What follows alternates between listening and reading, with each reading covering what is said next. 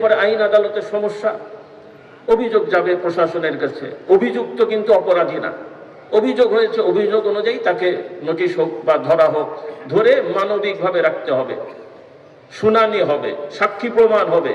সে অপরাধী হলে যতটুকু অপরাধ করেছে সেই পরিমাণ শাস্তি হবে, কিন্তু অপরাধের থেকে শাস্তির আগেই, সে অপরাধী কিনা নিশ্চিত হওয়ার আগেই তাকে ধরে মারধর করে আপনি আহত নিহত করে ফেললেন, ইসলামের আইন এটা জুলুম, মুসলমান হিসেবে এটা জুলুম। হয়তো অনেকে মনে করবে যে এটা তো টেকনিক, না, আপনাকে ইসলাম শেখেন, আগে আপনি প্রশাসন চালানো শেখেন, সুযোগ আছে, ইসলামের আইনে শেখেন। শুধু আপনারা না, মানে তারা না, আমাদের মাদ্রাসাতে অনেক সমস্যা হয় শিক্ষা ব্যবস্থায়। অনেক মাদ্রাসার শিক্ষকেরা বাচ্চাদেরকে প্রচুর মারে, এটাও কবিরা গুনাহ। মাদ্রাসায় মারলে কবিরা গুনাহ, স্কুলে মারলে গুনাহ নাই মনে হয়। তো যেহেতু মাদ্রাসায় তারা ইসলামের কথা বলে বিশেষভাবে বললাম, অর্থাৎ বাচ্চারা দুষ্টুমি করে, এরা কি অপরাধী? কত নম্বর দণ্ডবিধান তারা অপরাধী? পড়া পারে নাই, কি গলায় ফাঁসি দেবেন, পা ভেঙে দেবেন, কান ছিঁড়ে দেবেন, এই অপরাধ করেছে সে, দুষ্টুমি করেছে।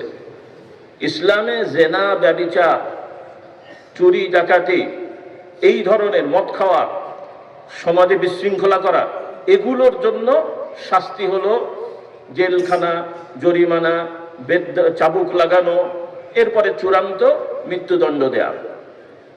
কিন্তু এই ছোটখাটো ভুল ত্রুটির জন্য মেরে মেরে আহত করে ফেলা, শিক্ষা প্রতিষ্ঠানে মেরে মেরে আহত করে ফেলা, এগুলো কবিরা গুনাহ। কি গুনাহ? আমার ছাত্র ভাইয়েরা যারা আছেন, যারা নতুন পাশ করছেন, বা যারা মাদ্রাসার আমাদের জুনিয়র ভাইয়েরা আছেন, বা সমবয়সী বা বড়রা আছেন, আমাদের একটা রেওয়াজ হয়ে গেছে যে পিটিয়ে শাসন করতে হয়। রাসূলুল্লাহ সাল্লাল্লাহু আলাইহি ওয়াসাল্লামও কিছু মারের কথা বলেছেন, কিন্তু ওই মারটা ভয় দেখানোর জন্য, শাসন করার জন্য, এমন মার নয় যেটা কেটে যাবে, ফেটে যাবে, আহত হবে, ওষুধ লাগাতে হবে, ট্যাবলেট খাওয়াতে হবে। এই জাতীয় মারলে এটা তখন শাসন হয় না, এটা তখন নির্যাতন হয়। এটা কি হয়? এবং প্রচলিত আইনেও আমার যতটুকু ধারণা এরকম সিস্টেম আছে, কিন্তু এই শিক্ষাটা তো ইসলামের শিক্ষা। হ্যাঁ, প্রচলিত আইনের অনেক বিষয় আছে তারা ইসলাম থেকে নিয়েছে, কারণ ইসলামের বাইরে তো তাদের যাওয়ার উপায় নাই। কিন্তু আবার যেহেতু আমরা মানুষ, আমাদের লোভ লালসা আছে, অনেক জায়গায় দেখছে যে ইসলামের আইন চললে তাহলে তো আমি তো ওই মানে চুরি চামারি করে বড় হতে পারবো না, তখন আবার একটু ওই জায়গাটা একটু পাশ টাশ কাটায় আর কি। হ্যাঁ, ওই জায়গায় পাশ কাটাতে দিয়েই তো ঝামেলাটা করে। এই যে পৃথিবীর সভ্যতা, আপনারা অনেকে বলবেন হুজুর খামাখালি বড় বড় কথা বলছে, ইউরোপ আমেরিকার কত বড় হয়ে গেছে, উন্নত হয়েছে। তো আমি বলি ভাই, তাদের যেই জিনিসগুলো আপনি উন্নত দেখছেন, সেই উন্নত বিষয়গুলোতে উন্নতির চাবিকাঠি হলো যে তারা মুসলমান না হয়েও ওই জায়গাগুলোতে ইসলাম মানে বলে তারা উন্নত হয়েছে। সহজভাবে বোঝেন, একজন অমুসলিম, তার সকালের নাস্তা হলো, কথার কথা, একটা খেজুর, একটা ডিম সিদ্ধ, একটু ভালো খাবার, কিশমিশ, বাদাম, এগুলো সে সকালে নাস্তা খায়। দুপুরেও মোটামুটি পরিমাণ মতন খাবার খায়, আলতু ফালতু খায় না, হাঁটা চলা করে, শরীর চর্চা করে, শারীরিকভাবে সে সুস্থ না অসুস্থ? আর একজন আমাদের সমাজের মুসলমান, মাশাআল্লাহ, নামাজ পড়ে, তবে মসজিদ থেকে বের হয়ে, শীতকাল তো একটু গা গরম করতে হয়, একটা বিড়ি ধরায়, একটা সিগারেট খায়। তাহলে সকালবেলার উনার নাউজুবিল্লাহ বিসমিল্লাহ হয়েছে সিগারেট দিয়ে। এরপরে আলতু ফালতু ওই আমাদের ফুটপাতের একটু সিঙ্গারা, একটু যার মধ্যে এই আমাদের আশপাশের অনেক ধুলোকণার টেস্টিং সল্ট আছে, কি বলেন, তাহলে প্রথমে শুরু করলো বিড়ি দিয়ে, সিগারেট দিয়ে, তারপরে এই প্রাকৃতিক টেস্টিং সল্ট যুক্ত সিঙ্গারা একটা খেয়ে ফেললেন। এরপরে হাঁটা চলা ঠিক নাই, যখন দুপুরবেলার খাবার যদি ভালো হয় একদম গলা পর্যন্ত খায়। কি বলেন, এই লোকটা অনেক সুস্থ তো নাকি? সে মুসলমান ঠিক আছে, কিন্তু তার এই খাওয়ার তরিকা কি ইসলামের? আর ওই লোকটা যে অমুসলমান, সে ইসলাম মানে নাই, কিন্তু খাওয়ার তরিকাটা ইসলামের। বলেন কেমন করে হলো? কারণ আল্লাহ তাআলা বলেছেন তোমরা ভালো খাবার খাবে। কি খাবার? একদিকে হালাল আর একদিকে ভালো, হুকুমটা দেখেন, সুবহানাল্লাহ বলেন। আল্লাহ তাআলা শুধু বলেন না হালাল খাও, আবার শুধু বলেন না ভালো খাও।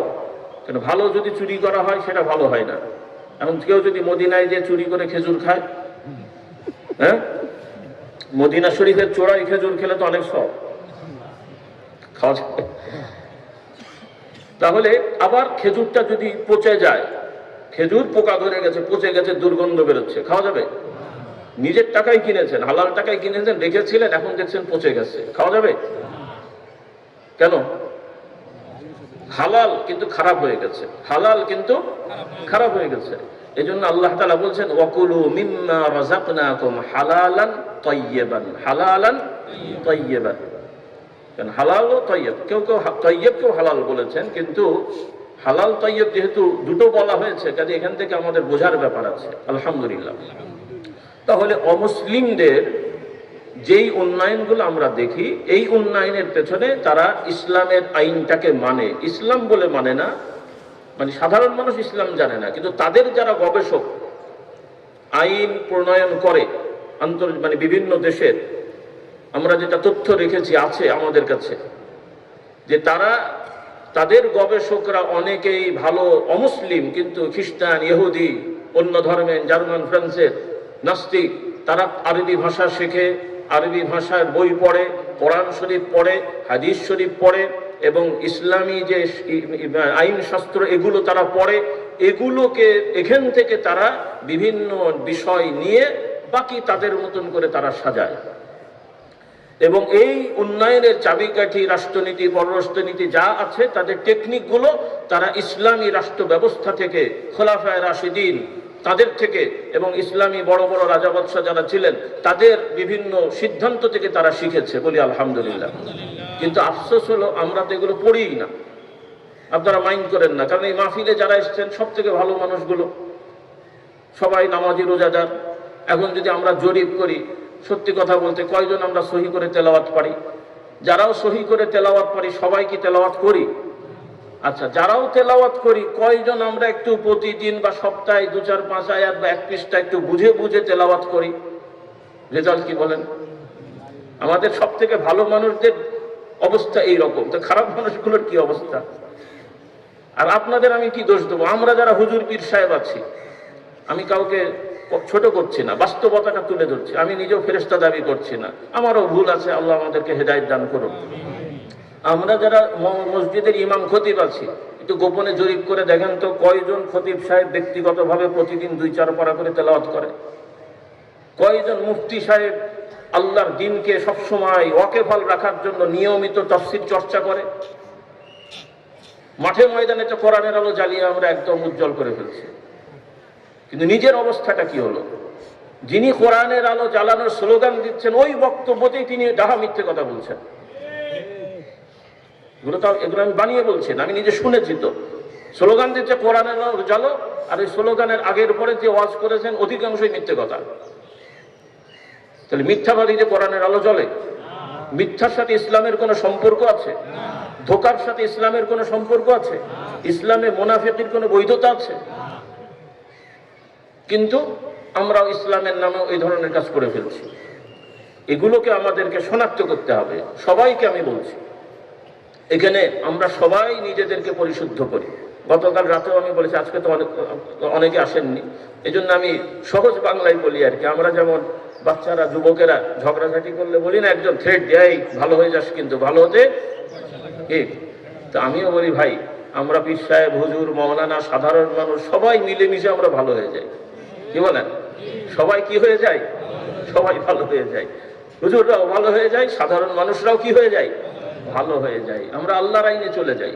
ব্যবসা করব আল্লাহর আইনে, চাকরি করব আল্লাহর আইনে, রাষ্ট্রপ্রধান হবো আল্লাহর আইনে, আলেম হব সেটাও আল্লাহর আইনে। এখন তো অনেক আলেম হচ্ছে আল্লাহর আইনের বাইরে। কিরকম? তারা মাদ্রাসায় পড়ছে ডিগ্রি অর্জনের উদ্দেশ্যে। তো কোরআন হাদিস ডিগ্রি অর্জনের উদ্দেশ্যে পড়লে সেটা তো সওয়াব হয় না, ইবাদত হয় না, বরং উল্টো গুনাহ হয়। এটা আমাদেরকে বুঝতে হবে।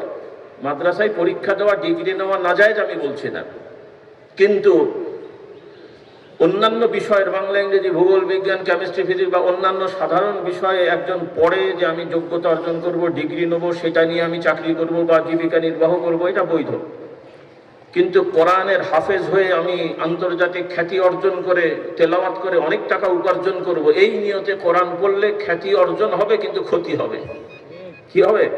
দুনিয়ারও ক্ষতি, আখিরাতেরও ক্ষতি। খ্যাতি অর্জনের উদ্দেশ্যে কোরআন হাফেজ হবেন না, টাকা পাওয়ার উদ্দেশ্যে না। কারি সাহেব আমি 10 মিনিট তেলাওয়াতে এত ডলার, ওয়াজ করবেন আমার আধা ঘন্টার ফি এত, 1.5 ঘন্টার ফি এত, রাত 10টার আগের ফি এত, পরের ফি এত। খুব সুন্দর দিনের কাজ, আল্লাহ আমাদের হেদায়েত দান করুন। হ্যাঁ, একজন আলেম দূরে যাবেন, তাকে সম্মানী দেবেন, রাস্তা খরচ দেবেন, সম্মান করবেন, এগুলো ঠিক আছে। কিন্তু এই রকম সোজা বাংলা বলি ছ্যাঁচড়ামি, এই ছ্যাঁচড়ামি করে দিনের কাজ হয়? আল্লাহ আমাদেরকে হেদায়েত দান করুন। আজকে এই যে আমাদেরকে আপনারা চেনেন, আমাদের তো কোনো যোগ্যতা নেই, আমাদের বাপদাদার দোহাই দিয়েই চলি, আলহামদুলিল্লাহ বলেন। এটাকে শুনতে হয়তো খারাপ লাগে, আমরা এটাকে সম্মান মনে করি। আমার আব্বাজান অনেক সময় আর কি করে বলতেন, কথা তো নতুন না, আগে থেকেই আসে, অনেক জায়গায় ক্রিটিসাইজ করতেন, এদের আবার কি আছে, এরা বাপদাদার নাম ভাঙিয়ে চলে। তো আব্বা বলতেন, ভাই আমার তো একটা বাপ আছে যে আমি নাম ভাঙাতে পারি, তো তোমার বাপ নাই তো তুমি কি করবে? তো আপনার বাপ ভাঙান, আপনি দেখেন, ভাঙাতে না পারলে ফাটান, দেখেন কি করা যায়। আল্লাহ হেদায়েত দান করুন। তো আলহামদুলিল্লাহ, কারণ মুজাদ্দিদে জামান যেটা বলছিলাম, হযরত আবু বকর সিদ্দিক রাহমাতুল্লাহ আলাইহি, তিনি পরিকল্পিত কোনো দরবার করেননি। তিনি ইলম শিখেছেন, দাওয়াতি কাজ করেছেন, এক পীরের মুরিদ হয়েছেন, তার কাছে ইসলাহের জন্য গেছেন। তিনি পরিকল্পিত পীর হওয়ার জন্য যাননি, আল্লাহর বান্দা হওয়ার জন্য আর একজন আল্লাহ ওয়ালার কাছে গেছেন। তিনি বুঝেছেন এর দ্বারা ভালো কাজ হবে, ইনার দ্বারা ভালো কাজ হবে। তিনি বলেছেন, বাবা তোমাকে খেলাফত দিলাম, ভালো কাজ করো, দাওয়াতি কাজ করো। কারণ এগুলো আল্লাহওয়ালা আলেমদের স্বীকৃতি বা দোয়া ছাড়া এই সমস্ত কাজ হয় না। এটা একটা আল্লাহর বিধান, এটা একটা আল্লাহর, কারণ নবুয়তের রাস্তা বন্ধ হয়ে গেছে, আল্লাহ তাআলা নির্ধারণ করে দেন নবুয়ত। আর নবুয়তের পরে আল্লাহর ওলি যারা হন, আল্লাহ তাআলা পছন্দ করেন, কিন্তু তাদেরকে সমাজে পরিচিতির জন্য একটা ব্যবস্থাপনা আছে, আর সেই ব্যবস্থাপনা এভাবেই হয়, বলি আলহামদুলিল্লাহ। কারণ এই সমাজে অনেকে গতানুগতিক বড় ডিগ্রিওয়ালা হবে, কিন্তু দেখবেন মানুষ তার প্রতি আস্থা রাখে না, এবং আস্থাভাজন হওয়ার মতো যোগ্যতা তার নেই। মানুষের আস্থা অর্জন করা এটা টেকনিক দিয়ে হয় না, কৌশল দিয়ে হয় না, দিনের পথে অন্তত কোনো পথেই হয় না। এটা আল্লাহর পক্ষ থেকে কবুলিয়ত, গ্রহণযোগ্যতা লাগে, এটা আল্লাহর পক্ষ থেকে দেওয়া হয়। হাদিস শরীফে আছে, রাসূলুল্লাহ সাল্লাল্লাহু আলাইহি ওয়াসাল্লাম বলেন, আল্লাহ তাআলা যখন কোনো বান্দাকে ভালোবাসেন, তখন আল্লাহ তাআলা ফেরেশতাদেরকে জানিয়ে দেন যে আমি এই বান্দাকে ভালোবাসি, তোমরাও একে ভালোবাসবে, আর তোমরা দুনিয়াবাসীর মধ্যে এর ভালোবাসাকে ছড়িয়ে দেবে। এটা সহিহ হাদিস, কিন্তু কি হাদিস আমি সংক্ষেপে বলে যাচ্ছি। তাহলে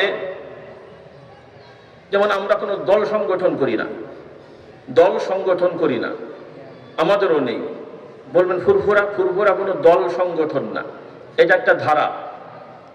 বাস্তবতায় পৃথিবীতে যত দিনই দাওয়াত হয়েছে, যাদের দ্বারা কোনো দল সংগঠনে এটা হয়নি এখন পর্যন্ত। পরবর্তীতে কিছু দল সংগঠনের পদ্ধতি আসছে, এটার ভালো দিক আছে, আবার খারাপ দিকও আছে, সবটারই ভালো মন্দ থাকে। কারণ পীর মুরিদি দ্বারা যেমন ভালো কাজও হয়, আবার ভণ্ডামিও হয়। নবী রসুলদেরকে আল্লাহ পাঠিয়েছেন, নবী রসুলরা তাওহীদ রিসালাতের দাওয়াত দিয়েছেন, মানুষ হেদায়েত পেয়েছে। আবার সেই নবী রসুলদেরকে কেন্দ্র করেই মানুষ শিরক বিদআত চালু করেছে। সেজন্য কি নবুয়তকে অস্বীকার করা যাবে? তাহলে যে বাস্তবতাটা, নাম হয়তো বিভিন্ন জিনিস হতে পারে, আমি সংক্ষেপে বলছি, আর বেশি যাচ্ছি না, আপনাদের কষ্ট হবে। তো খোলাসা কথা হলো, যেটা আমি বোঝার জন্য বলছি, ফুরফুরা আমরা বা মূলত যারা সত্যিকার আলেম ওলামা পীর মাশায়েখ যারা ছিলেন, তাদের দরবারগুলো কোনো দল না, তারা ধারা, কোরআন সুন্নাহ মোতাবেক দাওয়াত দেন, আল্লাহর বান্দারা তাদের ভালোবাসেন, তাদেরকে মেনে চলেন, বলি আলহামদুলিল্লাহ। আমলি জিন্দেগি গড়ার জন্যে তাদের বায়াত হন, তাদেরকে মেনে চলেন। আল্লাহ তাআলা আমাদের কবুল করে নেন, আলহামদুলিল্লাহ। এটা হলো বিষয়। এখন প্রচলিত নিয়মে সাংগঠনিকভাবে কাজ করা যাবে কিনা, যদি ইসলামকে মূল রেখে সকল মুসলমানকে ভাই মনে করে সকল ধারার আলেম যারা হকপন্থী তাদের সাথে মিলেমিশে যদি দল সংগঠন করে আপনি আগান, ভালো কথা।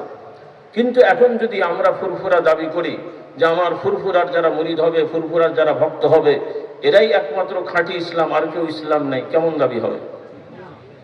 আবার আমি যদি একটা দল সংগঠন বানিয়ে আমার আমার অনুসারীদেরকে আমি শেখাই যে তুমি বিশ্বাস করবে এই দলটাই একমাত্র সঠিক দল, এরাই একমাত্র ইসলামের কাজ করে, কেমন দাবি হবে? কিন্তু বর্তমানে মুসলিম উম্মার এটা একটা বড় সমস্যা, শুধু বাংলাদেশের না রে ভাই, এটা পৃথিবী ব্যাপী। ওই যে আমাদের বন্ধু নামধারী শত্রু বিষাক্ত রসগোল্লা আমাদেরকে যারা খাওয়াচ্ছেন, তারা পৃথিবীব্যাপী কৌশলে মুসলমানদের মধ্যে ফাটল ধরিয়ে অনৈক্য সৃষ্টি করে ইসলামের নাম ব্যবহার করে বিভিন্ন গোষ্ঠীকে এক একটা এজেন্ডা তাদের সাজিয়ে দিয়েছে। অনেক লোকেরা বেচারা নিজেরাই জানে না সে কি করে, শুনতে ভালো দেখতে ভালো তারা করছে, কিন্তু এর এফেক্টটা কি? কেউ যুক্তি দেবে যে লোক ধরে রাখার জন্য, মানুষকে বোঝানোর জন্য তো একটু বলতে হয়, কিন্তু মানুষকে ধরে রাখার জন্য আপনি এমন কথা বলবেন না যেই কথায় বা যেই শিক্ষায় আপনার অনুগত হবে আর অন্য সব মুসলমানকে শত্রু বানাবে। আমি আমার মুরিদকে শেখাবো সে যেন আমার ভক্ত হয়, এমন ভাবে শেখাবো যে সে আমাকে অনুগত হলো, আমাকে ভালোবাসলো, কিন্তু অন্য সবার সাথে হিংসা করে। এই রকম মুসলমান বাড়লে সমাজের কি অবস্থা হবে? এজন্য আমার অনুরোধ, যারা বিভিন্ন দরবারের সাথে আছেন, বিভিন্ন ইসলামী দল সংগঠনের সাথে আছেন, সবাইকে অনুরোধ করব, আমরা আমাদের দরবারগুলো অথবা দল সংগঠনকে দিন বানাবো না, ইসলাম বানাবো না। ইসলাম ইসলাম, আমরা ইসলামের কাজ করি, সবাই মিলেমিশে কাজ করব। কেউ কাউকে দাবি করব না যে আমরাই একমাত্র ইসলাম, আর কেউ ইসলাম নয়। এটা অন্তর থেকে মুছে ফেলতে হবে। এটা শুধু সামাজিকতা নয়, এটা ইমানের কথা। কিসের কথা? কারণ আল্লাহ তাআলা আমাদের হুকুম দিয়েছেন, তোমরা সবাই মিলেমিশে আল্লাহর রশিকে, কোরআনকে ধরো এবং বিভক্ত হয়েও না।